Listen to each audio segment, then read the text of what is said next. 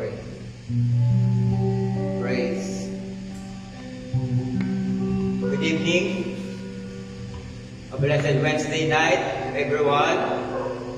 And again, by the grace and mercy of the Lord, we are here, gathered in this place to worship Him, and of course, to maintain the revelation in our heart through reading and revealing the mystery, amen, of our Lord for this final age.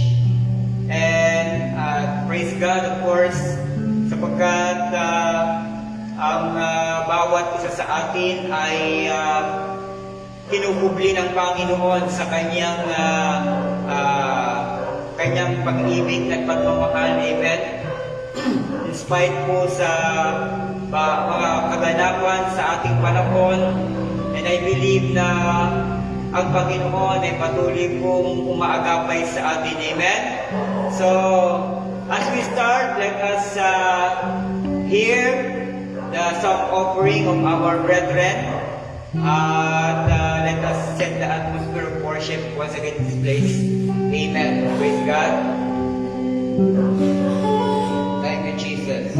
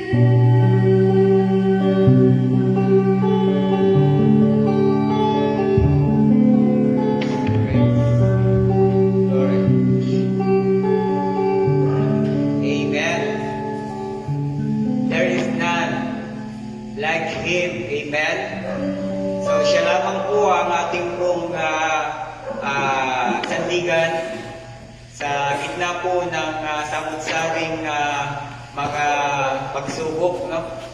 Sa iba't ibang uri ng mga challenges natin sa ating buhay bilang mananampalataya, ang ating Panginoon ay patuloy po na nagiging dakila sa kanyang habag at biyaya sa atin. Amen? At palagyan lamang po tayo magtiwala, amen, sa ating Panginoon. So, let us continue na po sa ating pong kapahayagan. Minsan pa, dalangin po, nagtawa ay sama-samang samahan ng ating Panginoon. May dalawang verses po tayo na babasahin. Una po sa Book of Romans, chapter 16, verse 25. At ang pangalawa po ay sa 1 Corinthians, chapter 14, verse 26. Okay, sabi pong ganito mga kapatid sa Panginoon. Now, to Him that is power to establish you, according to my gospel, and the preaching of Jesus Christ according to the revelation of the mystery, which was kept secret since the world began. Gusto ko po munang basahin sa Tagalog, then babasahin po natin ang second na scripture reading po natin. At ngayon sa Kaniya na makapangyarihan na sa inyo ay makapagpapatibay ayon sa aking ebanghelyo, sa pangangaral ni Jesus Kristo, ayon sa pahayag ng hiwaga na natago sa katahimikan ng panahong walang hanggan. Okay, sa 1 Corinthians chapter 14 verse 26, how it is then, brethren, when ye come together, every one of you hath a psalms, hath a doctrine, hath a tongues, hath a revelation, hath an interpretation. Let all things be done unto edifying. At sabi po sa Tagalog, ano nga ito, mga kapatid? Pagka kayo'y nagkakatipon, ang bawat isa sa inyo ay may isang awit, may isang aral, may isang pahayag, may wika, may isang pagpapaliwanag. Gawin ninyo ang lahat ng bagay sa ikatitibay. Naway, pagpalain ng ating Panginoon ang kanyang salita at sangkapan ng kanyang biyaya. Amen? At kahabagan. Tayo po ay manalangin.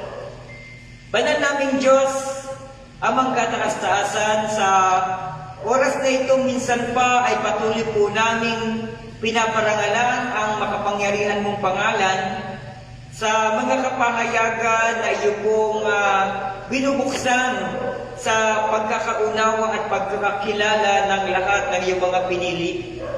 Father God, we thank you for this day, O God, sapagkat muli, Panginoon, ay meron po kaming karapatan na kumain ng iyo po, Panginoon, kong salita.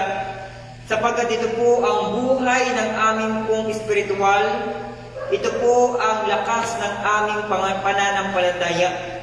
And pray God na inyo pong i-bless ang labi ng inyong lingkod. Patuloy kang magsalita sa aming kalagitnaan. Patuloy kang magbukas, Panginoon, ng mga kapahayagan na siya pong aming matibay na gagawing layunin at palatuntunan sa bawat umaga na inyo pong ipapahintulot na kami po'y bumangon. Maraming salamat po. Abutin mo ang mga kapatid na narito. Sila na nakikinig, nanonood sa aming pong streaming, at sila pa, Panginoon, na maaabot pa po ng aral na ito, Panginoon. Ama, patuloy kang magpagaling ng karamdaman, patuloy kang kumatagpo ng kapayapaan at pagkakaisa sa mga tahanan, at patuloy kang, Panginoon, na tumugon ka sa mga pangangailangan, daily necessity ng iyong mga lingkod, Panginoon. At dalangin ko, Panginoon, sila na mga baguhan, sila, Panginoon, na kung saan ay mga bagong mananampalataya sa iyong mensahe, I pray na patuloy kang mangusap sa kanila, Panginoon. Salamat po, abutin mo ang mga kapatid, lalo na po, Ama, ang pagkakaisa ng iyong nobya na lumalaga na, Panginoon, sa aming kapanahunan. Again, this is all our pray in the mighty name of the Lord Jesus Christ. Amen. So, purihin po ng ating Panginoon. So, last Wednesday ay natapos po ang ating pong sinisiris na about the mercy seat. And we had 13 weeks, no, na meeting, amen, sa ating pong kapahayagan. Praise God. Praise God. At nakita po natin yung mga bagay na mayroon pong kinalaman sa habag at biyaya ng ating Panginoon. Amen? At dito po nakasalalay ang pagkakaunawa po natin kung bakit tayo po ay naabot ng kanyang habag. No? At nakita po natin yung type and shadow po na tradition na ginagawa po ng Israel. At ito po ay naging isang magandang pamantayan at halimbawa, no, ng pag-abot sa atin ng ating Panginoon about the redemptive plan. Amen? Yung kanya pong plano na pagtutubos sa atin. Amen? So ngayon po mga kapatid ay magkakaroon po tayo ng panibagong tatalakayin. Okay, ang topic po natin, Divine Revelation.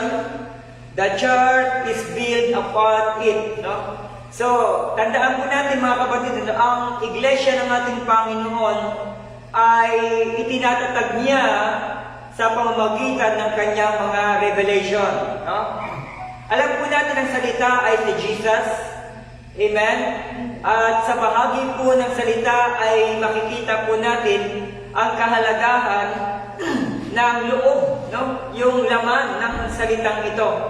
Na ito po ang siyang nagiging malinaw, no? Nagpapalinaw ng mga bagay na may kinalaman sa ating pong pagiging bahagi ng nobya. Amen? Sapagkat ito po ang isang ating pong patuloy na kinasasabigan. No?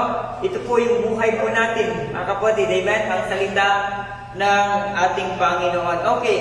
So, gusto ko po munang basahin ulit dito no, sa Romans chapter 16 verse 25. Sabi po ganito. Now to him that is power to establish you according to my gospel. So ito po yung ipinahayag ni Apostle Paul sa mga taga-Roma. Amen? At nakita po natin na nagpapahayag po ng Ebanghelyo itong si Paul. Amen po ba? At ito po ay hindi lamang po kapahayagan, kundi ito po ang siyang nagtatatag, no? At nagpapalakas, nag-i-empower sa pananampalataya ng mga Kristiyano, no? Na mga followers po ng gospel ng ating Panginoon. Remember, ang kabubuhan ng gospel speak about the revelation of Jesus Christ. Amen? At ito po ay mga bagay na nakahayag para po sa mga darating at mga kaganapan sa huling kapanahunan. Amen? So sabi gano'n, and the preaching of Jesus Christ according to the revelation of the mystery. Tingnan niyo po. So, yung misteryo ay nahayag. Amen? Mystery speak about unknown. No? No? Mystery speak about unseen things. Unseen matters. Ito po yung mystery. But remember, ito po ay naihayag, nai-reveal through the gospel of Jesus Christ. Amen? Okay, sabi which was kept secret since the world began. Na siyang naitago. Kita nyo? Sa panahong walang hanggan. Since the world began. Sabi ganon. Okay. Gusto ko pong magbasa ng quotation. Sapagkat ito po yung maganda sapagkat nahihimay po sa pamamagitan po ng ating pag-uusap, pinag-aaralan, ay nahihimay po yung mga detalyadong bagay. Kung paano po gumaganap, no, ang kapahayagan ng ating Panginoon. Sabi ganon. The seal had been broke. So remember yung selyo ay nabuksan na, na-open na, na-unveil na. Sabi, been broke. And even every age had come down. No? At nakita po natin yung nabuksan yung selyo, amin ba? At yung panahon daw ay bumababa na. Ibig sabihin, nakakayag na. No? Gumaganap na. And there they had left a lot of scattering. At sa pagpapahayag sa bawat panahon, no? Sa pagbubukas po ng selyo, ay unti-unti po ay nakahayag sa panahon ang kanyang mga mystery. At ito daw po ay nag-iwan, nagtatawag na pagkabahagi, nag-scattered. Okay? Sabi, left a lot of scattering. Nag-iwan daw po ito, nagtatawag na iba't ibang mga bahagi na scattered, naikalat. And God, not willing that it should be scattered. Hindi daw talaga kalooban ng Panginoon, no? Na magkawatak-watak ang mga kapahayagan. Tingnan po natin, not willing, and God, sabi, at ang Diyos ay hindi niya kalooban, no? That it should be scattered, na yun ay magkawatak-watak. He comes back and pick up those things. Are you with me? Siya daw po ay babalik para damputin lahat ang mga bagay niya ito. Ano po yun? Yung mga revelation na naikalat sa bawat panahon. Nakita po ninyo? Amen? Siya daw po ay babalik. He comes back and pick up those things. Amen? Praise God. Those doctrines, they started. Yung mga pinamulan niya daw pong mga doktrina. Nakita po ninyo?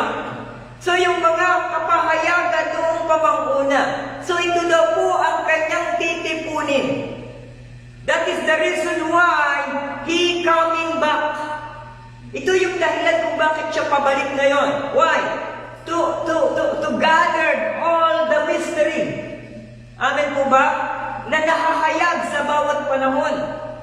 Praise God. Sabi nga nun, those doctrines, they started and brought it on out and revealed the whole thing. Tingnan po ninyo, nahayag yung kabukuhan ng bagay. Ito po yung mga kapahayagan since na nabusan po ang selyo. Amen? From the ages po, no? Tandaan po natin, ano? In every ages, meron pong allotted revelation ang ating Panginoon. Are you with me? Sa bawat panahon ay meron pong nailaan na kapahayagan ang ating Panginoon. At sa kapahayagan na yan, ang bawat nananampalataya sa mga panahon yaon ay bahagi ng natawag na pagtitipon niya para sa kabuuan ng kanyang nobya. Are you with me? Amen? Sapagkat nang nabuksan ng panahon dito nagsimula na i-gather, amen po ba, ang bahagi ng nobya. Amen? At ang pamamaraan nito ay ang mga revelation. No? Yung katawag na unveiling of mystery. Unfolding the hidden matters from the thoughts of the Lord. Mula sa kaisipan ng ating Panginoon. Amen? Same things He's doing now in revealing the mystery of Christ. Kagaya daw po ito, no? Ng kanyang ginagawa sa ngayon, no? Na inilalantad niya daw po yung misteryo ni Kristo. Amen? Kasi siya po yung kabuuan ng mystery ng lahat ng bagay. Sa kanya nagsimula ang lahat ng bagay. Walang nalilihim sa Panginoon. Amen? Kay Kristo. Sapagkat siya ang kabuuan ng mensahe. Siya yung kabuuan ng salita. Siya yung kabuuan ng mga misteryo na nangitago sa bawat kapanahon ng lumilipas. Amen? At nagdaan. And sabi ganon, how He was God threefold. He was God's threefold. Sabi ganon. Purpose for the church. Ito daw po yung natawag na threefold purpose ng ating Panginoon. Ano po yung tatlong tupig na ito? Yung threefold na ito. Speak about the Father, Son, and Holy Ghost. Tingnan niyo po, no? He was God, threefold. Tingnan niyo po. Siya ay Diyos, tatlong tupi siya. Sabi ganon. At yung tatlong tupi na purpose for the church. Ito po ay layunin para sa iglesia o sa bahagi ng kanyang nobya. Amen po ba? yung threefold na ito, Father, Son, and Holy Ghost, letting Him out. No? Tignan niyo po, di ba? Hinayaan niya ito na mahayag, lumabas ito, malantad ito, reveal. Okay, another one? Reveal, Webster says, make known. Sabi ganon. Sabi daw po ng Webster Dictionary, no? Yung reveal daw po, make known, na malaman. Make known, and especially, Webster say, in divine truth, will known, sabi ganon, no? The divine truth. Tignan niyo po, no? Revealing the mystery, well known the divine truth. Amen? That revelation means, the revelation, it is Christ's way of making Himself known to the church. Nakita po ninyo? Sa ating nabasa, sabi ganon, dito po, balikan po natin, sabi ganon, according to the revelation of the mystery which was kept secret since the world began. Simula pa lang nagsimula ang mundo. Ito yung mga misteryo daw po, no? Na nakayag, na sikreto, simula pa ng panimula ng mundo. The world began. Kasi sa panimula ng mundo, may mga ginagawa siya. Meron siyang mga kapahayagan dito. Let the light shine. Amen po ba? Amen? So, and there was light, sabi ganun. Amen? So, sa beginning ng creation ng ating Panginoon, specifically, yung kanyang paglikha dito, sa lahat ng mga living things, no? Flora and fauna, nakita po natin ang natawag na details by details, kanyang ipinahayag ito. Amen po ba? Yung mga bagay na literally na narito po sa mundong ito. But remember this, no? Behind this creation of God, no? Sa buong mundo, mayroong pa siyang mga ipinapahayag at ipinahayag na mga misteryo. At ito po yung purpose lamang daw for the edifying of His church, upang palakasin ang kanyang iglesia. Amen po ba? So kaya kapatid sa Panginoon, di ba? Yung creation ng ating Panginoon, 6 days siyang nagtrabaho. 6 days niyang ginawa ang lahat ng bagay. Amen po ba? At sa ikapitong araw, siya daw po ay nagpahinga. Hindi siya napagod, kaya siya nagpahinga. Kundi nagpahinga siya para makita niya ang glory ng kanyang pagkalikha. Amen! Glory! Praise God!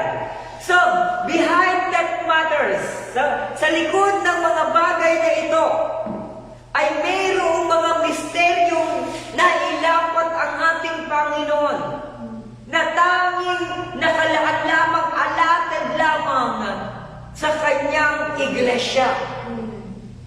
Na ito po ay nakatakda lamang maipaunawa sa kanyang bayan o sa kanyang bahagi ng nobya. Amen? Kaya ito po siya, sabi, since the world began, simula pa ng panimula ng mundo, at naitago yung sikretong ito. Pero ngayon ay nakakayag na sa pamamagitan ni Kristo. At ang layunin ni Kristo, to catch His bride away, upang kunin ang kanyang nobya. Amen? Amen.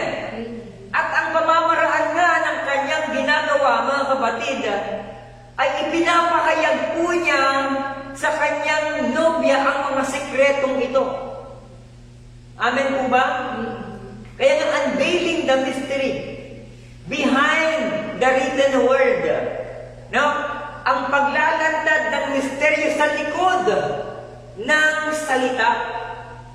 Because salita ay si Jesus. No? Behind the mystery of Christ, behind the name Christ. Amen? Okay. So let us continue. Sabi nga na, no? The revelation, it is Christ's way. Ito yung pamamaraan daw po ng Panginoon, of making Himself known to His church. Amen? At nakita po natin, God was threefold. Meron siyang tatlong tupi. Amen po ba? Na sabi, purpose for the church. Babalikan natin ito. Ano po yun? Father, Son, and Holy Ghost. Lord Jesus Christ. Ito po yung tatlong tupi na sinasabi. Threefold manifestation of one God. Ito po yung tatlong manifestation ng Diyos, nag-iisang Diyos. Amen po ba? At dito nakatago, mga kapatid, ang kanyang misteryo. Amen? At ito po ay hinahayag niya lamang allotted for His church or for His bride. Amen po ba? Amen. Praise God. Another one. Basa po ulit tayo yung ating pong main reading. 1 Corinthians chapter 14 verse 26. How it is then, brethren, sabi ganon, when ye come together, every one of you had the psalms. Meron daw mga tula, no? Sa pagkakaisa, sa pagtitipon. Fellowship kasi ito, yung come together na ito, speak about fellowship in one another. No? At sa atin daw kung pagpe-fellowship, sabi ganon, meron kayong isang awit o salmo. Psalms. Amen? At meron kayong, sabi ganon, meron kayong doctrine o pinag-aaralan o meron kayong mga lapat o latag ng mga salita. Amen? At meron kayong sasabing na isang pagpapahayag, a revelation. Amen? And then another one, meron pang yung interpretation, revelation of interpretation. Ayan po ba? Amen? Let all things be done unto edifying. Lahat ng yan ay gawin ninyo para palakasin. Ano? Sino? Ang kanyang iglesia. Ito po yung malinaw, kapatid, na programa ng iglesia. Makikita niyo po dito yung programa. Ano po yan? Sa ating pagsama-samang pagsasamba o pagsamba, meron tayong mga awitan, meron tayong mga pangangaral ng kapahayagan, meron tayong natawag na pagpapaliwanag. No? So lahat ng ito daw, mga kapatid, ay bahagi ng ating magiging kalakasan. Kaya alam niyo po ba yung mga testimony, simpleng mga patotoo? Ito po ay isang nagiging challenge sa mga totoong Kristiyano. Sapagkat dito po nakukonform, nahuhubog ang kaisipan ng isang Kristiyano sa kung paano nag-work ang Lord sa bawat buhay ng mga mananampalataya. Amen? So last Sunday nakita po natin, no? Talagang yung tinatawag na madamdaming testimony ng ating kapatid, no? Yung mga taga Anonas. Amen po ba? So nakita po natin kung paano po nag-create ng himala ang ating Panginoon. Pero mo, yung paalis na siya. Sa gitna ng kanyang karamdaman, masakit ang ulo, may lagnat, pero nang siya'y paalis na, pauwi na, biglang merong bagay na yumukob sa kanya from head to foot. At pagkatapos na yun, siya po ay nakaranas ng lakas. Siya po ay tumanggap ng kalakasan. Amen? So ito po yung mga bagay na tatawag na mga favor ng ating Panginoon. Amen po ba? Yung mga miracles ng ating Panginoon. No, kaya kapatid sa Panginoon, buhay po ang ating Panginoon. Alam niya yung pangangailangan mo, alam niya yung ikabubuti mo. No? At alam niya yung mga bagay na po pwedeng makapagbigay sa iyo. Nagtatawag na kagaangan. Amen ba, mga kapatid sa Panginoon? Okay. So sabi nga, no? All things be done unto edify. edifying, para sa pagpapalakas. Amen po ba? So kapag sa Panginoon, alam niyo po, itong ginagawa po natin ito. Ito po yung bahagi ng kalakasan na ating kakailanganin. Kasi alam ng Panginoon, kailangan po natin ang kapahayagan. Amen? Sapagkat alam ng Panginoon, buhay natin ito. Alam ng Panginoon, dito niya tayo talaga pinuposisyon sa kanyang kapahayagan. No? Amen? So kaya kapatid, ito po tinatawag na malinaw na ipinapahayag para po ito yung maging pamantayan natin, standard ng ating buhay. Amen? Para ma-set aside po natin, maisaktabi po natin yung mga bagay na nagkukubli sa pagitan ng mga pang-araw-araw nating task na bigla pa lang naliligaw tayo. Amen po ba?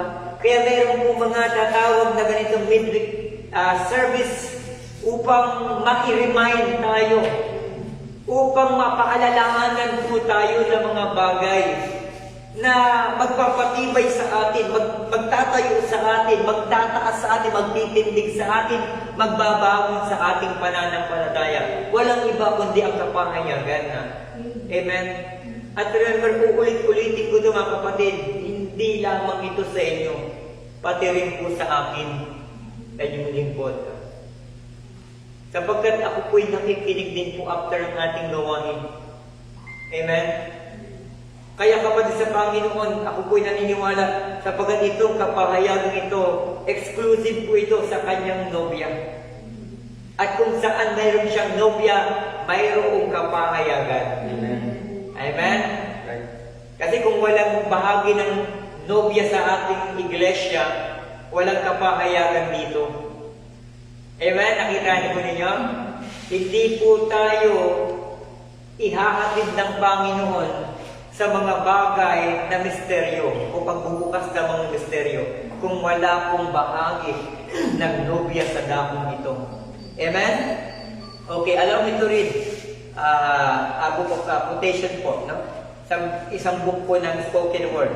Ito po sa question and answer, ano?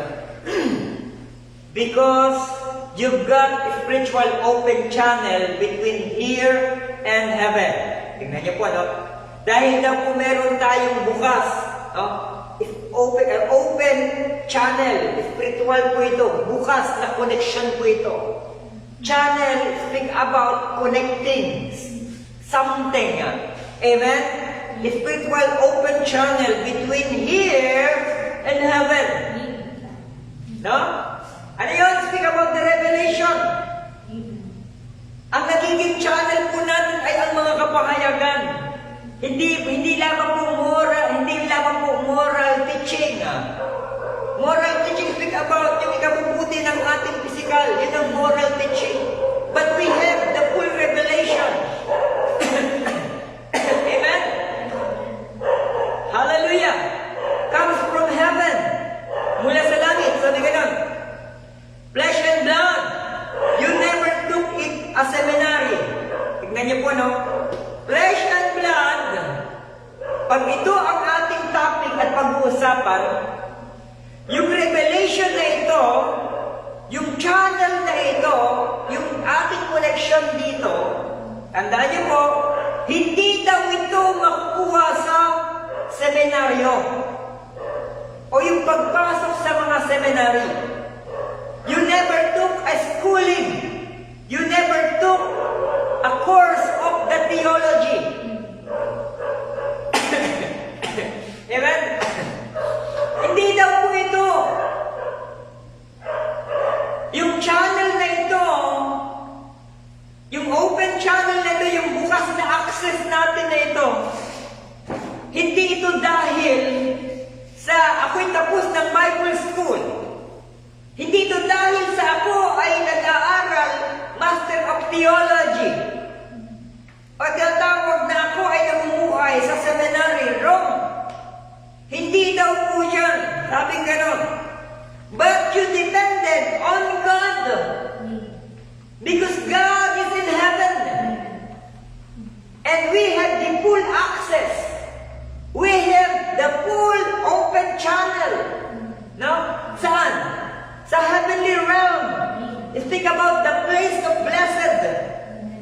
Amen. Lugar na pinagpala na kung saan naroon ang ating Panginoon. But you depended on God. And God revealed it to you. Ang Diyos po ang naghahayag. Hindi po ito nakukuha sa 4 years course. Di ba? Kasi may mga course dito eh. O, di ba? Ayan, si Nelson, no? Complete niya na natapos niya yung course niya. No? Pag sa Bible School. Pero, take note, hindi dyan pala nakasalalay. Diba? Amen? So, inalaw lang yan ng Panginoon. Parang permissive will ng Panginoon yan. Para magkaroon ng access sa Word. Amen? Kasi mas maganda po na related tayo sa Word eh. Pag ganda po sa isang bahagi ng nobya, kinakailangan hindi lamang po siya naka-full detail sa tinatawag na message. Amen? Kinakailangan meron po siyang access sa Bible. Amen? Sapagkat ang Biblia, dito po nanggagaling ang revelation. Amen? Ang tawag po dito is written word. Ang tawag po sa revelation, speak about the unwritten word. Kaya kapatid sa Panginoon, pag ang isang Kristiyano, isang message o end time ay naka-depend sa quotation, wala tayong problema dyan. Wala tayong problema dyan. Sa mga quotationist, hindi po ako against dyan. Mas maganda po yan na yung quotation talaga. Pero tandaan po natin, ito ang isang napakahalagang bagay na taglay ng nobya. Kinakailangan meron ka rin access dito po sa Scripture. Kaya maraming nagkakaroon, nagre-raise ng debate. Why? Sapagkat pag maraming mga end-time believers nagpo-post ng mga quotation, pero itong mga denomination, magagaling sa Bible iyon. Remember that? Yung denomination, talagang detail by detail, scripture by scripture sila. So kaya maraming mga nasa denomination, pag nagbabasa ng quotation, hinahanapan nila ng receipt. In other words, resibo. Ano yung resibo? Scripture o sa Biblia. Kasi ganun sila. Tandaan niyo po, yung mga religious people, kaya sila nabansagan ng religious people sapagkat naka-anchor sila sa Scripture. Amen? Totoo po yan. Abisado nila from Genesis to Revelation. Mas marami pa nga silang alam. Maniwala kayo? Kaya kapatid sa Panginoon, isa sa pinakamagandang taglay ng isang message or end-time message believer, meron kang access sa Scripture at meron kang access sa tinatawag na spoken word. Para mapapag-combine mo ito o mabibigyan mo ito na natawag na uniting. In other words, pagkakaroon ng dovetailing upang lahat ng mga denomination na makakapagbasa nito ay proven na talagang ando doon. Nakita po ninyo, mga kapatid sa Panginoon, para mawala yung natawag na mga bagay na pagdadalawang isip. In other words, confusion. Kasi pag magbabasa ng Scripture, let's say, yung isang pastor ng denomination, pag nakapagbasa yan ng quotation, hahanapan na yan ng resibo. Hindi nyo yung paninimulaan pag wala kang ilalapat na scripture. Kaya kapatid, tama pong sinabi ng ating kapatid si Prophet William Branham. Sa huling panahon ng kanyang mga nobya, palilinawin pa nila yung revelation. In other words, idadaptil ito ng kanyang mga 11-hour worker. Idadaptil ito sa scripture. Amen? Kasi kaya doon po nangyari, meron akong alam sa lugar. Dalawang pastor. Papunta ng ibang bansa. Masakit po ito. Nakita po, may isang grupo doon sa ibang bansa na nakita po nila yung kagandahan ng message. Diba? Napakaganda ng message. Detail by detail. Na-inlove itong grupo na ito. Pero ang problema ganito.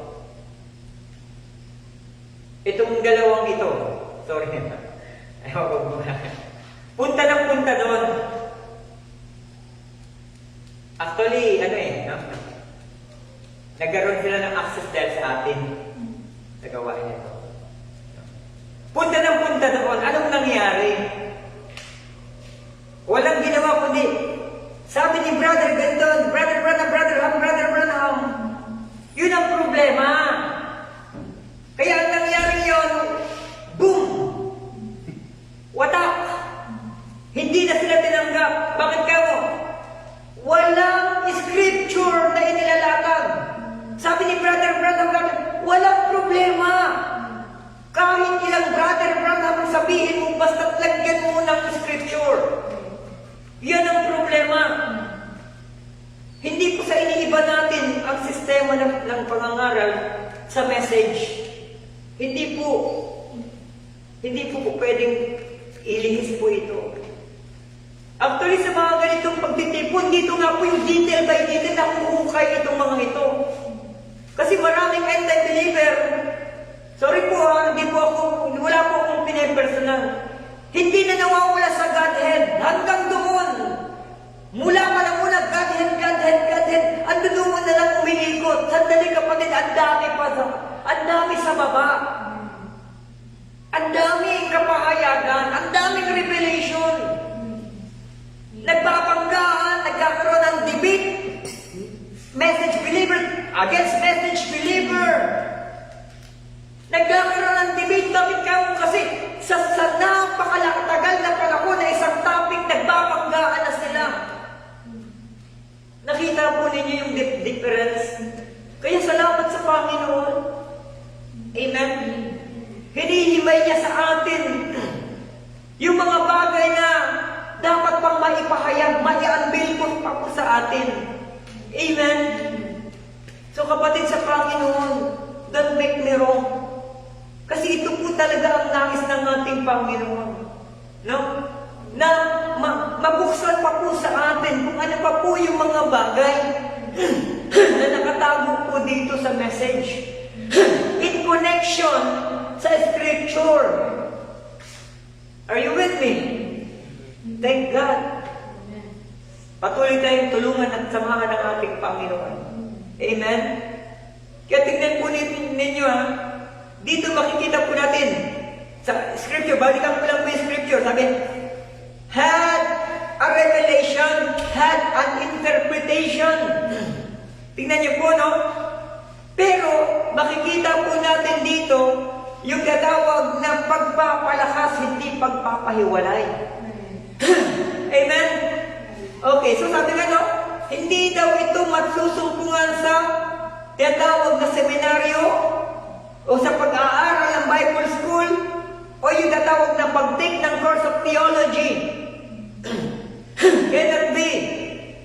Sapagkat yung open channel daw na ito na ibinibigay ng ating Panginoon, access natin saan? Sa heaven. Amen? Praise God. At sabi nga lang, depend on God. Nakadepende sa Diyos.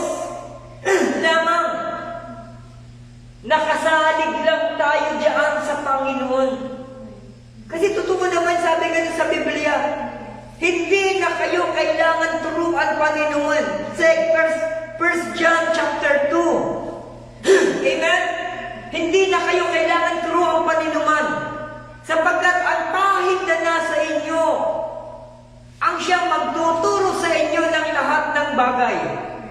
At yan ay pawang totoo. Tignan po ninyo. Amen? Kasi alam niyo po sa email ko, sa Gmail ko, ang dami nagsisend. Mga pastor, no? Chinecheck ko yun, parang nagbebenta sila sa akin ng mga kuwan. ng mga books. Oo. For only $14, no? Nakalagay doon. About sa mga evangelism, marami. Sabi ko, hindi ito. No? Kasi sabi sa Biblia, ibigay niyo ng walang, ibahagi niyo ng walang bayan. Sapagkat natanggap niyo ng walang bayan. Ito nasa likod ko na yan. Yan. Walang bayan yan. No? Walang bayan din ng mga ito. Itong mga spoken word na ito. Ito pa lang ito, walang bayan mo yan. Marami na po tayong kaibigan ng mga denominational pastors na nag-request pag pumupunta dito, nagbabasa, pwede makahingi po. Walang problema po. I-open natin ito. Hindi natin ipagdadamot ito.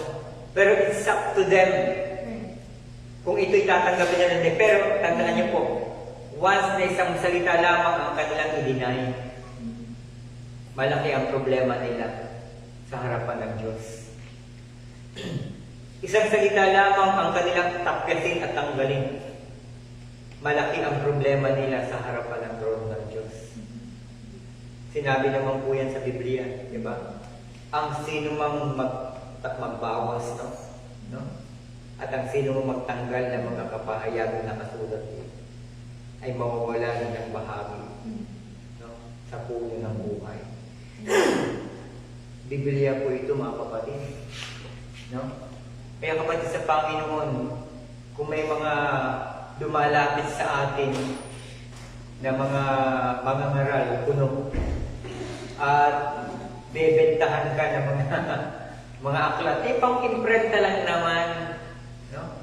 Ito po yung masakit, no? Nakatotohanan. Kasi yun ang sistema nila. Yun, depende sa sistema kasi. Diba? Iba nga, hindi nga namimigay ng ganito. Hindi nga namimigay ng mga books, no? Pero nanghihingi naman. Doon sa mga bus, no? So, kinakalakal pa rin ang salita. Diba? Malinaw po ito, mga kapatid sa Panginoon. Pero tandaan po natin, kapatid sa Panginoon, ang access natin ay sa Diyos. Diyos lang. Diba? Dito sa pagharap po natin, lagi tayo dumidepende sa Diyos. No? Hindi naman po akin po ito. No? Kasi kung akin po ito, babaitin na. Kung akin po itong revelation na ito, dadami kayo lahat. Pero hindi. Kasi yung revelation na ito, na sa atin, pinapakain sa atin ng Panginoon, exclusive po ito. No? Pagkos yung revelation na ito, pag hindi nga ikaw para sa ang Kristiyano, hindi nga para sa nobya, tatanggalin pa nga niya. Shaking. Kaya nga sabi sa Biblia, diba? Una niyang shake yung iglesia. Okay, sabi na, hindi po ako yan. Sinabi yan sa Biblia. Diba? Una niyang sinishake yung iglesia. Sinishake niya. Bakit kamo? Kasi ang nag-shake niya, ang inuuga, ang ginagamit niyang panguga, revelation. Kapahayagan, sinishake niya ng kapahayagan. Ngayon, pag ikaw po ay access, bahagi, may koneksyon sa predestinado o pagkatawag ng ating Panginoon before the foundation of the world, hindi ka mababaklas. Hindi ka maaalis. Bakit ka? Sapagkat kapahayagan mo. Amen? Amen. Okay, so sabi nga na, but you depend on God and God revealing to you. And it's absolutely the clear scripture that tie it together. Nakita po ninyo? Absolutely, sabi ng prophet. The clear scripture that tied it together. Naka-line in po ito. Yung ating pong tinatawag na revelation na binibigay ng Panginoon sa atin, access natin sa heaven, naka-tie up po ito. Saan? Sa scripture. Nakakabit po ito sa scripture. Hindi po ito kwento galing po sa tinatawag na mga anong tawag dito sa mga pyramiding scam. Kasi karamihan ngayon mga kapatid, no? Yung mga pangangaral ng mga pastor, mostly ginagamit nila yung propaganda, yung natawag na, ikaw heads ka, tapos magda-downline ka. Diba? Mag-downline ka ng tatlo. Tapos yung downline mo, magkano ka ng itong utusan mo, magkano sila tatlo. Parang ganun, parang dumami na sa simbahan. Diba? Kasi ganun yun eh. Diba? Pero hindi yan ganyan pamamaraan ng Diyos. Special itong mensahe para sa kanyang nobya. Kat ngayon, pag ikay bahagi ng nobya, iibigin mo ang mensahe. Mamahalin mo ang mensahe. Yayakapin mo ang mensahe. Aalis ka kung saan kung mga bagay na natutunan mo sa mundo ito. Kagaya ng ginawa natin. Tinanggal tayo ng Diyos. Diyos ang nagtanggal. Hindi naman tayo ang nagpasya dito, kapatid. Hindi ang pastor nagpasya para tayo po ay yumakap sa message. Hindi po ako ang nagpasya dyan, kapatid. Diyos mismo ang may kalooban. Hindi po ang pastor. Walang kinalaman ng pastor dito. Tandaan po natin yan. Amen? Nailipat tayo sa message, hindi dahil sa nagdesisyon si pastor. No, wrong. No? Na-tie up tayo sa tinatawag na message because we are predestinated by God before the foundation of the world na ma-immune saan? Sa tinatawag na unveiling of mystery. Amen? And then sabi nga nun, I say, you're Peter, ito po sinabi na, that's right, and I'll give you the keys, and what you bind on earth, I'll bind it in heaven. Ito yung sinabi ni Jesus Christ kay Peter, no? Bibigay ko sa iyo yung susi, no? At yung susi na ito, kapatid sa Panginoon, kapahayagan yun. Kaya sabi ka ng Peter, upon this rock, I will build my church, rock of revelation. Revelation, inihandog, tapos hindi lang revelation, kundi meron pa siyang susi. Keys. Amen? Kasi revelation ito, in other words, unveiling ito. Kaya kinakailangan dito ng susi. Amen? Sabi ka na ni Jesus, Peter, I'll give you the keys. And what you bind on earth, I'll bind it in heaven. Tignan niyo po. Ano man ang talian mo sa lupa, ay tatalian sa langit. And what you lose on earth, I'll lose it in heaven. Tignan po ninyo yung taglay na susi na ito ni Peter. Amen? Kapatid sa Panginoon, walang ibang susi kundi si Jesus Christ. Siya yan. Ibinigay niya ang kanyang sarili kay Peter. Kaya sabi nga nun, sabi ni Jesus kay Peter, speak the word. Ano man ang talian mo sa lupa, tatalian mo sa langit. Speak the word. Ano man ang pakawalan mo sa lupa, papakawalan mo sa langit. Just speak the word. Amen? Hallelujah. So malinaw ito, kapatid sa Panginoon. Amen? Na yung revelation ng ating Panginoon ay nagbubukas. Kasi si Jesus naman ang revelation. Si Jesus ang may authority na magbukas ng selyo. Si Jesus ang may authority upang maghayag ng mga bagay na darating. Gumagamit lamang siya ng mga prophet.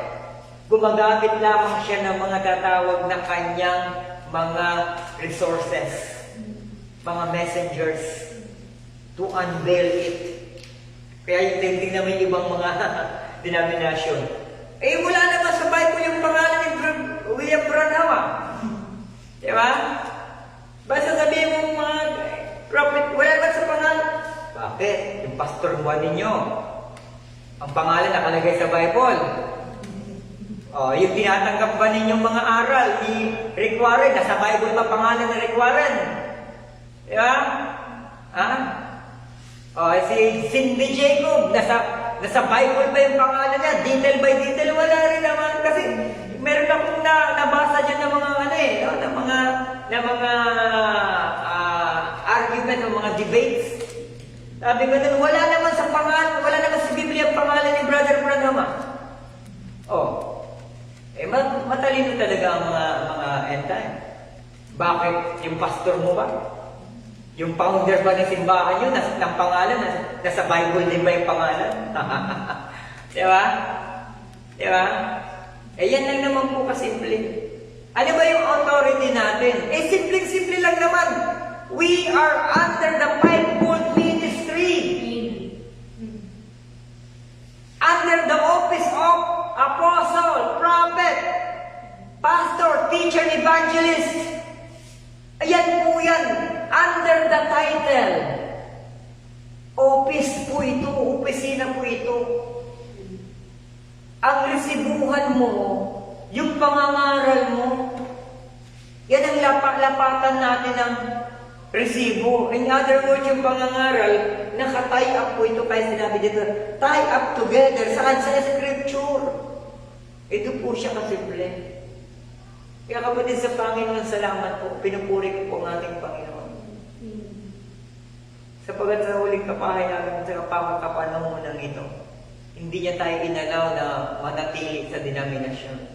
Matulog kasama ng mga sleeping Christian. Diba? Salamat sa Panginoon. Alam ko marami talagang mga huhugutin pa sa denomination. Diba? Pero tandaan ko natin ito. Bantayan nyo ang pananampalataya nyo. Huwag nyo hayaan kainin kayo ng sistema na gumagalaw sa ating kapanahonan. Diba? Kaya yung mga masasama sa second resurrection daw, kasama kabilang dyan yung mga hindi nga sila bride, pero kasi ito pag-aralan natin sa napag-aralan natin sa mercy seat, no? Yung section na ito na may second resurrection, kasama po dun yung mga police virgin, tapos yung mga pangalan sa pangalan ng aklat ng buhay, at yung pangatlo yung mga Kristiyano na hindi nga sila body ng bride, pero hindi lang ni-renounce ang kanilang pananampalataya. Although sila'y nabuhay under natatawag na pamantayan ng 666, natatawag na one world religion and one world government. Dalawa yan. Kasi pag nag-rent po yung 666 na ito, anti-Christ na ito, dalawa ang kanyang pamumunuan. Ano po? Government and church. Di ba? Kaya type and shadow ito ni Constantine. Di ba na pag-aaralan na po natin yan? Ito po yung type sa huling kapanahunan ni Constantine. Na yung 666 na ito, tao ito. Literally. No? May katawan ito. May utak ito. May sistema ito. Pero hawak niya ang gobyerno. Hawak niya yung iglesia. Yan ang ginawa ni Constantine noon. Siya ay isang leader, isa siyang general, isang leader po na sumasakop sa mga bayan. Warrior siya. Siya ay mga tagapanguna sa mga paglusong o pag-conquer ng mga bansa. Tagapanguna siya. Pero pag uwi niya, sa kanilang bayan, maghuhubad siya ng isang warrior at magpapalit siya ng abito na damit na pangpare, pang-priest. Tatakbo siya doon, pupunta siya doon sa kanilang simbahan at siya'y maghahandog as a priest sa Diyos. Kaya ito po yung tinatawag na stand tatayo sa huling kapanahunan. One more religion, one more government. Hawak ito ng Antichrist. Are you with me? Kaya watch out. Bantayan nyo ang mga bagay sa inyong paligid. Uulit-ulitin ko. Including my family. Bantayan nyo yung pananampalataya ninyo. Maraming mga activities, maraming rotation tayo sa araw-araw. Pero huwag niyong hayaang kainin kayo ng sistema ng mundo. Huwag niyong hayaan na sumabay kayo sa agos ng tinatawag na ng millennials na ito o yung Generation Z na ito. Huwag kayong patatangay dito. Huwag kayong magpapadaya sapagkat yan ang isang sting. Yan ang isang kamandag ng Diablo. Uulit-ulitin ko ito. Ginagamit ng Panginoon ang pagkakataong ito.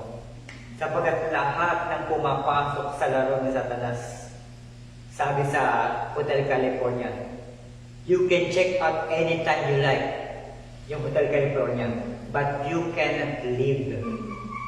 Makakapunta ka doon. Ano bang gusto mong oras punta, pero hindi ka makakauwi na doon, makakaalis doon. Mananatili ka na doon. Ano yun? Diba? Alam niyo yung simple na yun? Isa sa mga, ano ko yan, yung ako'y nasa sanlibutan, ako'y nasa under pa ng implements ng sistema ng mundo. Isa yan sa mga favorite song ko sa mga rock and roll, yung Hotel California. Kinakanta ko pa yan noon. Pero nang naging Kristiyano na tayo, nakita ko yung mensahe. Diba? Maganda talaga. Pero hindi mo alam talaga. Welcome to the Hotel California. You can check out anytime you like, but you cannot live. Hindi ka na makakaligtas. Bakit kamo? Pag yung sistema nila nilapat mo sa buhay mo, hindi ka na makakaligtas. Kaya hanggat may panahon pa, including may family, hanggat may panahon pa, hindi ako nagkulang ng pangangaral din, nagkulang ang message na ito, na paalalahanan tayo bilang bahagi ng nobya. Pero ulitin po natin, individual ito. Ang ating pagbabago sa atin ng Panginoon, individual ito. Hindi ito by families. Sinabi po doon, ang covenant po sa Israel, pwede yun. No? 12 tribes. By families, by tribes yun. Pero sa bride, individual ito. Individual ito. Ibig sabihin, kapatid, kung ano yung pagkakaunawa mo, lapat mong sasalita, doon ka hinuhuli. Don't ever compromise the word. Hallelujah. Sige po, samahan niyo po kung manalangin. Mapagpalang Diyos, aming Ama, kayo ang kataas-taasan at makapangyarihang Elohim. Nagpapasalamat kami, Panginoon, sa panibagong pagbubukas ng serye na aming kakatagpuin, Panginoon, sa mga panahong ito na lilipas pa po kung inyong mamarapatin, Panginoon. Lord, kung saan, Panginoon, ay ipinapahayag mo at ilalantan mo sa amin na ang iyong iglesia ay iyong pong hinuhubog sa pamamagitan ng iyong pong mga kapahayagan. And I pray, Father God, na ihanda mo po ang aming mga puso. Sapagkat tunay nga, Panginoon, na marami kang bubuksan sa amin. Na kung saan, Panginoon, ay dadaanan ng lahat ng aming lumang buhay. Dadaanan, Panginoon, sa aral na ito. Dadaanan ang aming natural na pagkatao at ang aming spiritual na pagkatao.